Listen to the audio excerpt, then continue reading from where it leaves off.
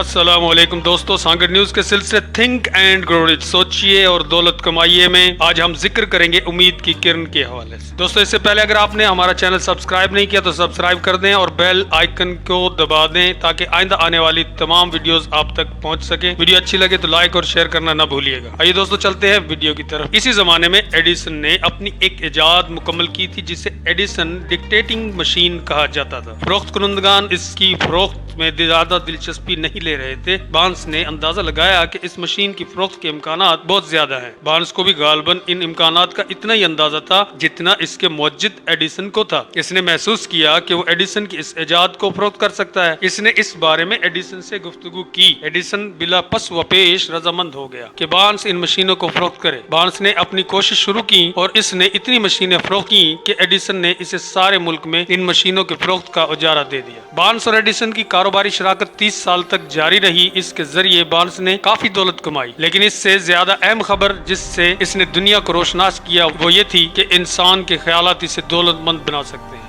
Barnes نے اپنے اس ابتدائی خیال سے جس قدر دولت کمائی اس کا اندازہ مشکل ہے، لیکن ممکن ہے اس نے 20 یا 30 لاکھ ڈالر کمائے ہوں گے۔ لیکن اس دولت کی مقدار خواہ کچھ بھی ہو، اس غیر معمولی اصول کے سامنے حقیر ہے، جس سے یہ ثابت ہوتا ہے کہ ظاہری طور پر غیر مرئی خیال کو مقررہ اصولوں پر عمل کرنے سے دولت جیسی مادی حقیقت میں بدلا جا سکتا ہے۔ بارنس نے ایڈیسن کے ساتھ کاروباری شراکت کا خیال کیا تھا۔ اسے اس خیال کے روبہ عمل ہونے کے بعد حاصل ہونے والی دولت کے ڈھیر تصور میں نظر آیا کرتے تھے۔ ابتدا اس کے پاس ایک خیال تھا، اس کو عملی جامہ پہنانے کے لیے اس کے پاس کچھ نہ تھا، لیکن وہ جانتا تھا کہ وہ کیا چاہتا ہے اور اس میں اس خیال کے روبہ عمل آنے تک استقلال کے ساتھ اس خیال کو سینہ سے لگائے رکھنے کا عزم تھا۔ اس کے پاس دولت نہ تھی، اس کی تعلیم بھی زیادہ نہیں تھی، اس کے لیے سفارش کرنے والا کوئی نہ تھا، نہ اس کے کوئی ذاتی اثرات تھے، لیکن اس میں موقع سے فائدہ اٹھانے کی قابلیت موجود تھی۔ اسے اپنے آپ پر اعتماد تھا اور وہ ہر قیمت پر کامیابی حاصل کرنے کا پختہ ارادہ کر چکا تھا۔ چنانچہ لاتعداد مشکلات کے باوجود اس نے دنیا کے سب سے بڑے موجد کے ساتھ شراکت حاصل کی۔ اب آپ اس کے برعکس مثال دیکھیں جس میں ایک دولت مند آدمی جس کے پاس کامیابی حاصل کرنے کے سارے ذرائع موجود تھے، کس طرح اپنے مقصد سے چند قدم دور رہ کر ساری چیزیں کھو دی۔ دوستو اگر ہماری ویڈیو آپ کو پسند آئی ہو تو لائک اور شیئر کرنا نہ بھولیے گا۔ اپنا خیال رکھیے گا، ملتے ہیں اگلی ویڈیو میں۔ اللہ نگہبان۔